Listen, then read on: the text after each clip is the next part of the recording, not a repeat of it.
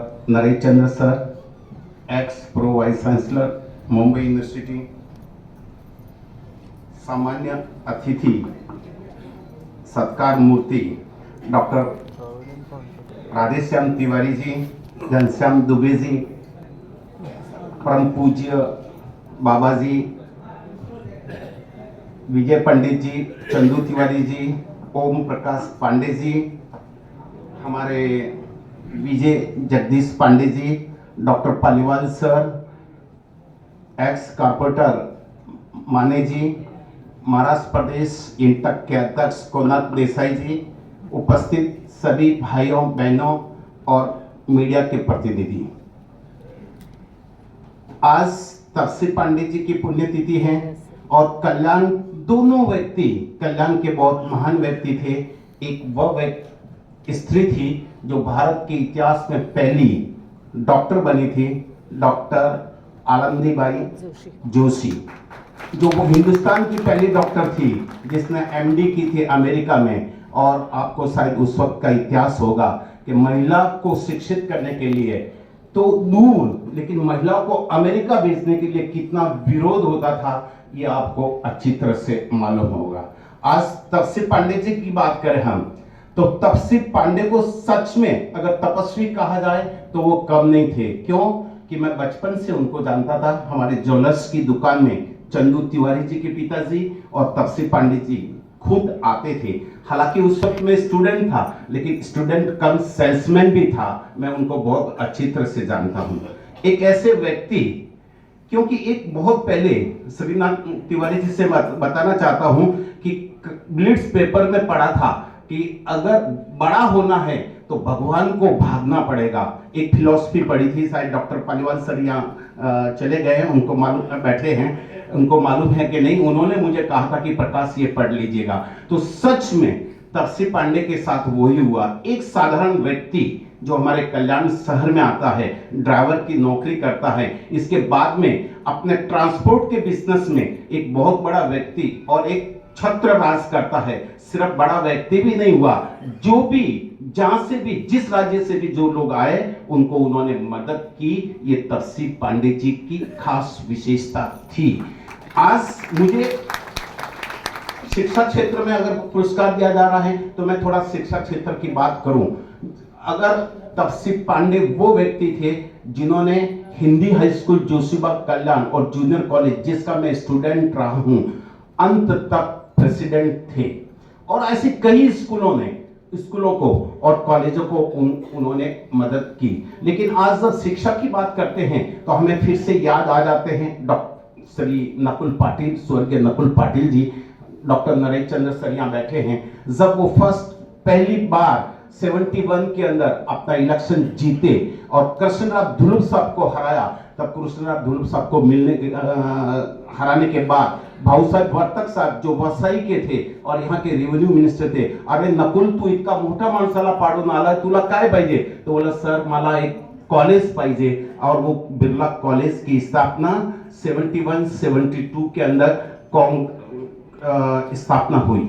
अब मैं व्यापारियों की भूमिका बताना चाहता हूं कि कल्याण के अंदर सर्व समाज के साथ साथ, सर्व धर्म के लोगों के साथ साथ व्यापारियों की क्या भूमिका रही शिक्षा के क्षेत्र में। तो आप बिरला कॉलेज में देखिए तो पई साहब की बात मान लीजिए, उस असावा साहब की बात मान लीजिए, ऐसे अनेक, जोजवाला जी की बात ले लीजिए, बिरला जी खुद इंडस्ट्रियलिस्ट है, बोलने की बात ही नहीं।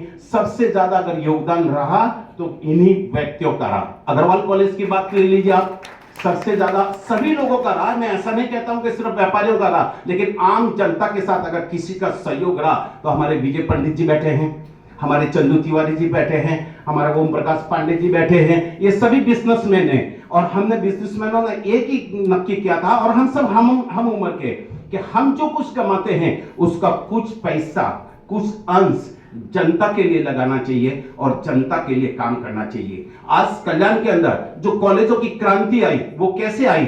इसका अगर किसी को क्रेडिट जाता है तो डॉक्टर नरेश चंद्र सर को जाता है, अगर किसी को क्रेडिट जाता है तो डॉक्टर डीएस पालीवाल को जाता है, अगर किसी को क्रेडिट जाता है तो आरबी सिंह जी अभी हमारे सामने नहीं है, लेकिन आरबी सिंह जी को जाता है। क्यों कि जब भी हम डॉक्टर नरेश चंद्र सर के पास जाते थे तो हमेशा यही कहते थे, तुम लोग कुछ करो, तुम लोग कुछ करो, तुम लोग कुछ करो। Birla college, sorry, Agrawal college आई। अग्रवाल कॉलेज के बाद में आज याद करना चाहता हूं मैं हमारे मुख्यमंत्री जी विलासराव जी देशमुख साहब को, जब हम लोग उनके पास गए कि सर कॉलेज के कल्याण के अंदर कॉलेज की बहुत आवश्यकता है, तो बोले कितने कॉलेज चाहिए तुमको?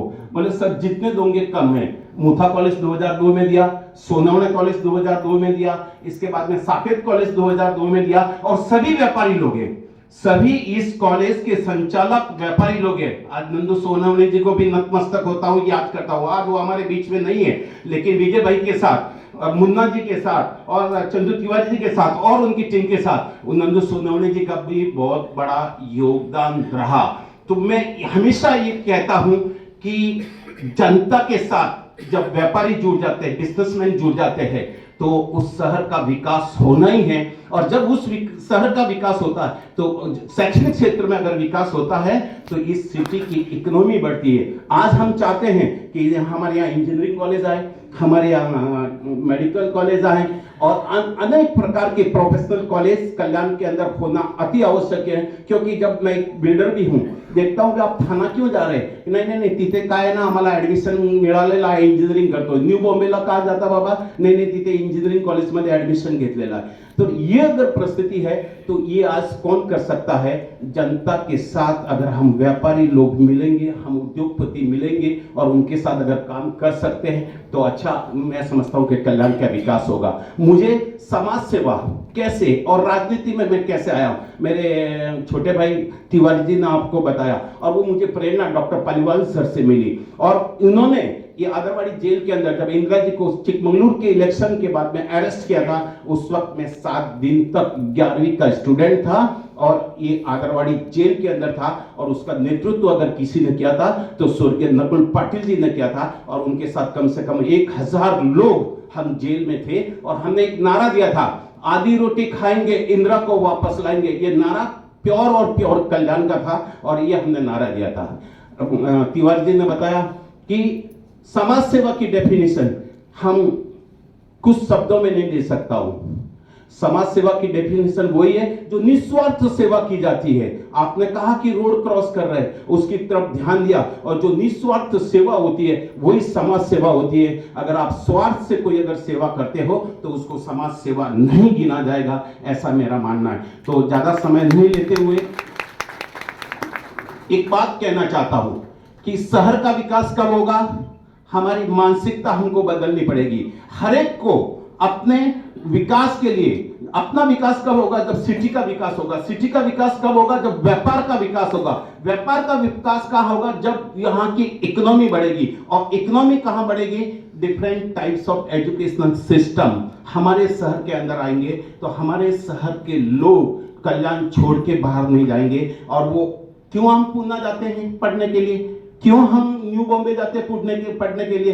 क्योंकि वहां एजुकेशनल हब बन गया। मैं समझता हूं कि भाई प्रोफेशनल कॉलेज में नहीं हुआ, लेकिन ये डिग्री कॉलेज और पीजी कॉलेज के अंदर कल्याण एक एजुकेशनल हब बन गया है, जिसमें 50,000 लोग पढ़ते हैं। अगर कल्याण ईस्ट और कल्याण की वेस्ट की बात करें तो कम से कम 50,000 लोग हमारे इस कॉलेजों में पढ़ते हैं। और ये सब तभी पॉसिबल हो चुका जब आप लोगों का आशीर्वाद हमें मिला, आप लोगों का सहयोग हमें मिला, और आप लोगों का कुछ न कुछ धनराशि, चाहे 1 रुपया के नहीं हो, लेकिन एक एक बूंद से घड़ा भरता है, वो आप लोगों से प्राप्त हुआ, और इसीलिए हम ये कर पाए। आपने जो मेरा सम्मान किया मैं स्वीकार कर रहा हूं। हालांकि मैं उस लायक नहीं समझता हूं अपने आप को, लेकिन आप मुझसे वरिष्ठ हैं और मुझे जो मान सम्मान दिया उसके स्वीकार करता हूं।